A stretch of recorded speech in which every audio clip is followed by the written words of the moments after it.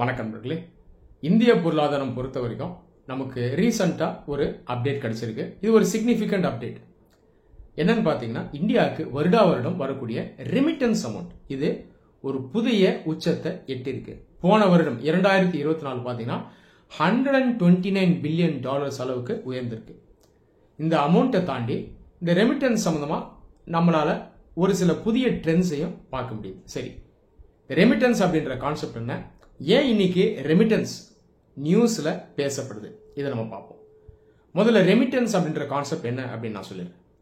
ஒரு நாட்டை சேர்ந்த குடிமக்கள் சிட்டிசன்ஸ் அந்த நாட்டுக்கு வெளியே போய் இன்னொரு நாட்டில் வேலை செய்வாங்க. அவங்க வேலை செய்து அவங்க ஈட்டக்கூடிய அந்த பணம் இருக்கு பாருங்க, வருவாய், அதில் ஒரு பகுதியை அவங்க சொந்த நாட்டுக்கு திரும்ப அனுப்பி வைப்பாங்க. இந்த கான்செப்ட் தான் ரெமிட்டன்ஸ் அப்படின்னு சொல்றோம். ரெமிட்டன்ஸ் அப்படின்ற கான்செப்டை பல நாடுகளில் நீங்க பார்க்கலாம். காரணம் என்னன்னா, ஒரு நாடு சின்னதாகவும் இருக்கலாம், பெரிதாகவும் இருக்கலாம். கண்டிப்பாக குறைஞ்சபட்சம் அந்த நாட்டை விட்டு வெளியே போய் வேலை செய்யக்கூடிய நபர்கள் இருப்பாங்க. அப்படி வேலை செய்யக்கூடியவர்கள் கண்டிப்பாக அவங்க சம்பாதிக்கிறதுல ஒரு பகுதியை திரும்ப அந்த நாட்டுக்கு அனுப்புவாங்க. இந்த ரெமிட்டன்ஸ்ன்றது எக்கனாமிக் பாயிண்ட் ஆஃப் வியூவில் ரொம்பவே முக்கியம். காரணம் என்னன்னா, அந்த நாட்டினுடைய ஒட்டுமொத்த பொருளாதாரத்தை கம்பேர் பண்ணும்போது இந்த ரெமிட்டன்ஸ் அப்படிங்கிறது ஒரு முக்கியமான ஒரு வருவாய். இந்தியா பொறுத்த வரைக்கும் இப்போ லேட்டஸ்ட் ரெமிட்டன்ஸ் அமௌண்ட் எவ்வளோன்னு பார்த்தீங்கன்னா $129 பில்லியன். $129 பில்லியன் எந்த அளவுக்கு பெருசு அப்படின்னு ஒரு ஐடியா கொடுக்கணும் அப்படின்னா, $1 பில்லியன் இதனுடைய வேல்யூ ருப்பியை வச்சு பார்த்தீங்கன்னா 8500 கோடி ரூபாய். $100 பில்லியன் அப்படின்றது நிறைய ஆப்பிரிக்கன் கண்ட்ரீஸோட எக்கனாமி சைஸ் $100 பில்லியன் அல்லது அதுக்கு குறைவாக தான் இருக்கும். அதாவது ஜிடிபி சைஸ் சொல்றேன். ஆனால் இந்தியா பல ஆப்பிரிக்கன் கண்ட்ரீஸோட ஜிடிபியை கம்பேர் பண்ணும்போது ரெமிட்டன்ஸ் மூலமா மட்டுமே $129 பில்லியன் நம்ம போன வருஷம் எடுத்திருக்கோம். அதுக்கு முன்னாடி வருடங்கள் பார்த்தீங்கன்னா கூட மோர் தென் $100 பில்லியன் நமக்கு ரெமிட்டன்ஸாக வருது. இந்தியாவுடைய அண்டை நாடான பாகிஸ்தானுடைய ஜிடிபி அப்ராக்சிமேட்டாக ஒரு $350 பில்லியன் வரும். தமிழ்நாடு ஸ்டேட்டுடைய ஜிடிபி அப்ராக்சிமேட்டாக ஒரு $270 to $300 பில்லியன் வரைக்கும் வரும். அப்போ நீங்கள் கம்பேர் பண்ணலாம், $129 பில்லியன்றது எவ்வளோ பெரிய அமௌண்ட்ன்றது. இந்த அமௌண்ட்டை வச்சு இந்தியன் கவர்மெண்ட் பார்த்தீங்கன்னா மக்களுக்கு ஸ்பெண்ட் பண்ணுவாங்க. Health care, education, defence, agriculture வந்து பல விஷயங்களுக்கு பொதுவாக அரசுக்கு வரக்கூடிய அந்த வருவாய் ஹெல்ப்ஃபுல்லாக இருக்கும். இப்போ நம்ம என்ன புரிஞ்சுக்கணும்னா, வெளிநாடு வாழ் இந்தியர்கள், என்ஆர்ஐஸ்னு சொல்லுவாங்க, நான் ரெசிடென்ட் இந்தியன்ஸ், அவங்க இந்தியாவுக்கு ஒரு பெரிய கான்ட்ரிபியூஷன் பண்ணுறாங்க. கண்டிப்பாக இவங்க எல்லாரையும் நம்ம ரெக்கக்னைஸ் பண்ணணும். இந்தியன் டயஸ்போரான்னு ஒரு கான்செப்ட் இருக்கு, இந்திய வம்சாவளியினர். இந்திய வம்சாவளியினருக்குள்ள 2 கேட்டகரிஸ் இருப்பாங்க. ஒருத்தங்க என்ஆர்ஐ, இன்னொருத்தங்க பிஐஓ. என்ஆர்ஐ அப்படின்றவங்க நான் ரெசிடென்ட் இந்தியன்ஸ். இவங்கெல்லாம் இந்தியன் சிட்டிசன்ஸ் தான், இந்தியன் பாஸ்போர்ட் இருக்கும். தற்காலிகமாக வெளிநாட்டில் வேலை செஞ்சு அந்த பணத்தை அனுப்புவாங்க. இந்த ரெமிட்டன்ஸை யார் கொண்டு வருவாங்கன்னா இந்த என்ஆர்ஐ தான் கொண்டு வருவாங்க. பிஐஓஸ் அப்படிங்கிறவங்க ஒரு காலத்தில் இந்தியாவோட அட்டாச்சாக இருந்தவங்க. இன்னைக்கு அவங்க இந்தியன் சிட்டிசன்ஸ் கிடையாது, லீகலாக அவங்க ஃபாரின் சிட்டிசன்ஸ், இன்னொரு நாட்டுடைய சிட்டிசன்ஷிப்பை வாங்கினவராக இருப்பார். இவங்க கிட்ட இருந்து நம்ம ரெமிட்டன்ஸ் எதிர்பார்க்க முடியாது, என்ஆர்ஐஸ் கிட்ட இருந்து எதிர்பார்க்க முடியும். இந்தியாவுக்கு அப்ராக்சிமேட்டாக 1.4 crore என்ஆர்ஐஸ் இருக்காங்க. மெயினாக என்ஆர்ஐஸ் வாழக்கூடிய ரீஜன்ஸ் எதுன்னு பார்த்தீங்கன்னா gulf region, Saudi Arabia, UAE, Oman, Kuwait, இந்த மாதிரி நாடுகளில் வேலை செய்கிறாங்க. நார்த் ஆப்பிரிக்காவில் இருக்க ஒரு சில அரபு நாடுகள்லையும் நிறைய இந்தியர்கள் வேலை செய்கிறாங்க. ஈஜிப்ட், சூடான், அல்ஜீரியா, லிபியா போன்ற நாடுகளையும் வேலை செய்கிறாங்க. இதை நம்ம மொராக்காவும் சேர்த்துக்கலாம். இதெல்லாம் ஆப்பிரிக்காவில் இருக்கக்கூடிய அரபு நாடுகள். இங்கே ஆயில் இண்டஸ்ட்ரி ஒரு முக்கியமான இண்டஸ்ட்ரி. இந்த இண்டஸ்ட்ரி நிறைய இந்தியர்களை எம்ப்ளாய் பண்ணுது. இப்போ ரீசன்ட் ட்ரெண்ட்ஸ் எப்படி இருக்குன்னா, இந்தியன் ரெமிட்டன்ஸ் அமௌண்ட் இருக்கு பாருங்க, இதுல பொதுவாக கல்ஃப் ரீஜன்ல இருந்தா அதிகமாக ரெமிட்டன்ஸ் வரும். ஆனால் இப்போ ரீசன்ட் பாஸ்ட்ல கல்ஃப் ரீஜனை இன்னும் சில நாடுகள் ஓவர்டேக் பண்ணிருக்கு. முக்கியமான நாடுகள் எதுன்னு பார்த்தீங்கன்னா UK and US.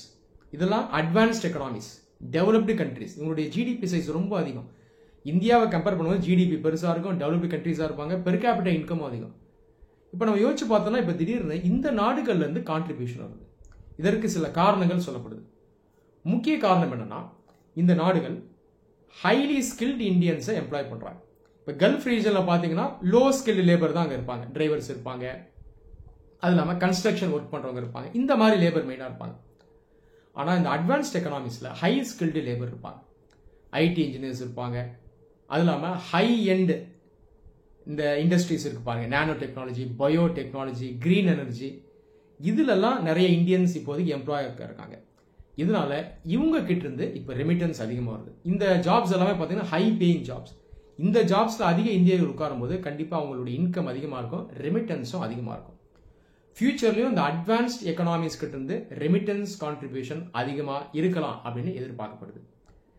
இந்தியாவுக்குள்ள state wise remittance அதிகமாக ரிசீவ் பண்ணுற ஸ்டேட்ஸ் எதுன்னு பார்த்தீங்கன்னா டாப் 3 மகாராஷ்டிரா, தமிழ்நாடு அண்ட் கேரளா.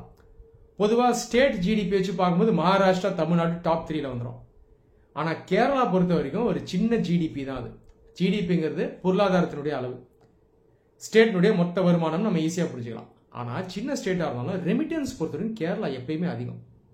நிறைய டெக்கேட்ஸாகவே கேரளா அதிகம். காரணம்னா கேரளாவிலேருந்து பல இளைஞர்கள் நிறைய நாடுகளுக்கு போய் அவங்க வேலை செஞ்சு அந்த காலத்துல இருந்து அந்த ரெமிட்டன்ஸை கொண்டு வருவாங்க. கேரளா பொறுத்த வரைக்கும் ஒரு பெரிய ஜியோகிராபிக்கல் ஹேண்டிகேப் இருக்கு. சமவெளி கிடையாது, ஃபாரஸ்ட் அதிகம், ஹில்ஸ் அதிகம், ஹெவி இண்டஸ்ட்ரீஸை கொண்டு வர முடியாது. இல்லை இண்டஸ்ட்ரியல் செக்டர்னு பார்க்கும்போது கேரளாவுக்கு ஒரு பெரிய வீக்னஸ் இருக்கு. மெயினாக அக்ரிகல்ச்சர் முக்கியமான செக்டர், அது இல்லாமல் சர்வீசஸ் செக்டர் தான் எம்ப்ளாய் பண்ணணும். அதை தாண்டி வேலை வாய்ப்புகளுக்கு இந்தியாவுக்குள்ளே மற்ற ஸ்டேட்ஸ் போய் வேலை செய்வாங்க. அது இல்லாமல் வெளிநாடுகளுக்கு போய் நிறைய கேரளைட்ஸ் வேலை செய்வாங்க. மெயினாக கல்ஃப் ரீஜனில் போய் அவங்க ஒர்க் பண்ணுவாங்க. அதனால கேரளாவுடைய அந்த ரெமிட்டன்ஸ் பார்த்தீங்கன்னா ஹிஸ்டாரிக்கலாகவே அதிகமாக தான் இருக்கும். ஸோ இதுதான் இந்தியாவுடைய ரெமிட்டன்ஸ் சிச்சுவேஷன். அது இல்லாமல் இதில் நம்ம ரீசெண்டாக பார்க்கக்கூடிய ஒரு சில முக்கியமான ஷிஃப்ட்ஸ். இந்த ரெமிட்டன்ஸ் பொறுத்த வரைக்கும் நான் சொன்னது போல் இந்தியாவுக்கு ஒரு பெரிய அசெட். அதே நேரத்தில் இதில் ஒரு நெகட்டிவும் இருக்குது, ஒரு சின்ன நெகட்டிவும் இருக்குது. அது என்னன்னு பார்த்தீங்கன்னா பிரெயின் ட்ரெயின். பிரெயின் ட்ரெயின் அப்படின்றது இந்தியாவுக்குள்ளே இருக்கக்கூடிய அதிகமாக படித்த ஹைலி ஸ்கில்டு பீப்புள், இவங்க அதிகமாக இந்தியா விட்டு வெளிநாடுகளுக்கு போய் வேலை செய்யும் போது இந்தியாவுக்குள்ள இருக்கக்கூடிய அந்த மனித வளம், ஹியூமன் கேபிட்டல் குறையுது. இந்த கான்செப்ட் தான் பிரெயின் ட்ரெயின் அப்படின்னு சொல்றோம். அப்போ நம்ம இப்படியும் பார்க்கணும், ரெமிட்டன்ஸ் நல்லது, அதே நேரத்தில் பிரெயின் ட்ரெயின் அதிகமாக இருக்கக்கூடாது. ஓரளவு இருக்கலாம், முடிஞ்ச வரைக்கும் ஹைலி எஜுகேட்டட், ஹைலி ஸ்கில்டு, மெயினாக இன்ஜினியர்ஸ், ரிசர்ச்சர்ஸ், சயின்டிஸ்ட், இவங்க முடிஞ்ச வரைக்கும் டாப் லெவலில் இருக்கவங்க இந்தியாவுக்குள்ள இருக்கிறது இந்தியாவுக்கு நல்லது. இது இந்தியாவுக்குன்னு இல்லை, நீங்கள் வளர்ந்த நாடுகள் எடுத்துக்கிட்டிங்கன்னா, வல்லரசாக இருக்கக்கூடிய நாடுகள் எடுத்துக்கிட்டிங்கன்னா பெரும்பாலும் அந்த நாட்டில் இருக்கக்கூடிய டாப் டேலண்ட்ஸ் பார்த்தீங்கன்னா மெயினாக அந்த நாட்டுக்குள்ளே இருப்பாங்க. அதை தாண்டி மற்ற நாடுகளையும் வேலை செய்வாங்க. இந்தியா பொறுத்த வரைக்கும் அன்ஃபார்ச்சுனேட் சிச்சுவேஷன் என்னன்னா இந்த பிரெயின் ட்ரெயின் கொஞ்சம் அதிகமாக இருக்குது.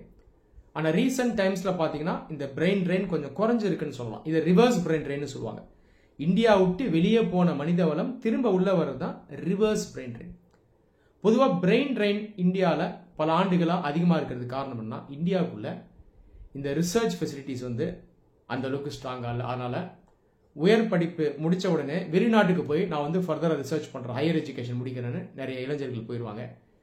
இரண்டாவது, வேலை வாய்ப்புகள் வச்சு நீங்கள் பார்த்தாலும் டெவலப்டு கண்ட்ரீஸில் வாய்ப்புகள் அதிகமாக இருக்குது. இதை தாண்டி இந்தியாவுக்குள்ள அந்த ஆண்டர்பிரினரியல் ஈகோ சிஸ்டம், இதில் சில சேலஞ்சஸ் இருக்குது. இப்போ இன்ஜினியரிங் முடித்தவங்க, சயின்டிஸ்டாக ஆனவங்க, அதுக்கப்புறம் இந்தியாவுள்ளேயே சுயதொழில் ஆரம்பிக்கிறதுக்கு ஒரு சில சேலஞ்சஸ் இருக்குது. உதாரணத்துக்கு அவங்க கண்டுபிடிக்கக்கூடிய இந்த பேட்டன்ட் இதெல்லாம் உடனடியாக மார்க்கெட் பண்ண முடியாது. இதில் சில சிக்கல்கள் இருக்குது. பேட்டன்ட் ரெஜீமில் பார்த்தீங்கன்னா ஒரு சில இஷ்யூஸ் இருக்குது. அதனால் அன்ஃபார்ச்சுனேட்டாக இந்தியாவில் கரப்ஷன் போன்ற பிரச்சனைகள் இருக்கிறதுனால நிறைய highly skilled, highly talented and highly educated people என்ன பண்ணிடுறாங்கன்னா வெளிநாட்டுக்கு போயிடுறாங்க. அதனால் நம்ம இந்த ஏரியாஸ்லையும் சேர்த்து ஒர்க் பண்ணணும். அப்போ தான் நம்மளால் ரெமிட்டன்ஸையும் தொடர்ந்து வாங்க முடியும். அதே நேரத்தில் இந்த ஹியூமன் கேபிட்டலையும் அதிக அளவில் இந்தியாவை விட்டு வெளியே போகாமலையும் நம்மளால் பார்த்துக்க முடியும். இந்த வீடியோ உங்களுக்கு யூஸ்ஃபுல்லாக இருந்திருக்கும்னு நம்புகிறேன். நன்றி.